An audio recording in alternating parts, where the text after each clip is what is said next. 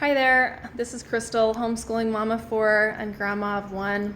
I just wanted to get on here and talk a little bit about filling out an intent to homeschool form. So you have to go on to the CCSD, Clark County School District, and all I did was I went online and I Googled it. I just searched how to do an intent to homeschool for Las Vegas, Nevada, or wherever you're living.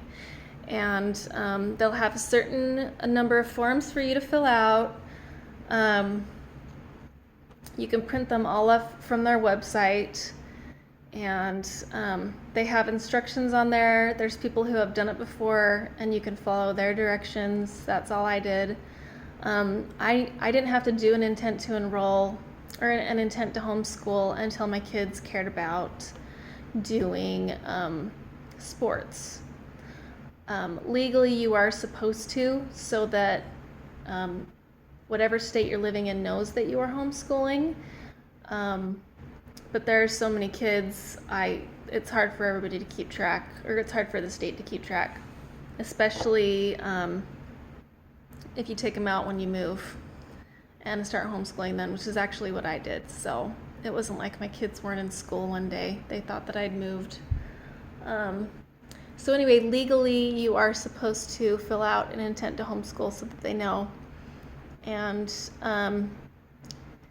let's see, then the thing that was the next step that I had to do that I didn't like, I'll show you. Here is, and my kids got something on it, so it's got a hole in it. But I just found an example online of things that they may have already studied or might ever study in the future. You have to come up with an education plan. Items will be used for homeschooling, and then the year. And they've never asked for another one of these. It's got English, mathematics, science, social studies, and physical education. And so those are the main 5 that public school focuses on. And so they just want to know what you're going to be using and what your kids might be learning while at home. This right here is just an example of the athletic page that you have to turn in. And it also got stuck. This is in my kitchen for too long. And so they spilled something on it and it stuck like glue. So that's just to show you guys.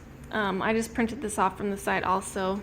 That's something you have to turn in. And you also have to send this off certified mail. So you send it off, you keep your stub from your certified mail, you keep all your receipts, and I just keep that with my stuff. And that way I have proof that I sent it in. And if something ever happens in the future, and that's actually something that the website tells you that you should do. Just keep proof that you sent it, and it's not your fault if they lose it in the future. So I will list the website below. It's one of the parts of homeschooling that I do not like. You do have to, if your kids want to do any kind of athletics, you do have to start jumping through some hoops. My oldest, when we lived in St. George, Utah, she actually did it all herself because she really wanted to do track. So, but when we moved here to Nevada, it was just too spread out. My kids couldn't get to the places that they needed to on their own, so I ended up having to do it for them because I wanted them to stay safe and not drive around that kind of traffic. And I thought that that's what you had to do, and then I found out you could do it all online, so it made it a little bit more simple. So I just had to mail it in. Didn't have to worry about it after that. And the best thing to do to find out examples because something else you have to do is make up a report card for your child, because they don't want anyone playing in the sports unless they're good academically, right? So you have to make up a report card for your child, and you just go through that education plan that you have before, or if they're doing any classes in a group like a Commonwealth or a community group for homeschoolers, then you just you fill out what those names of those classes are, and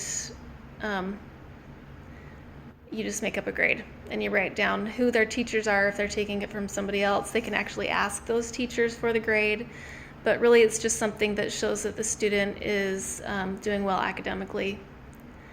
And you can say whatever you want as the mom, so it's not as hard as you think.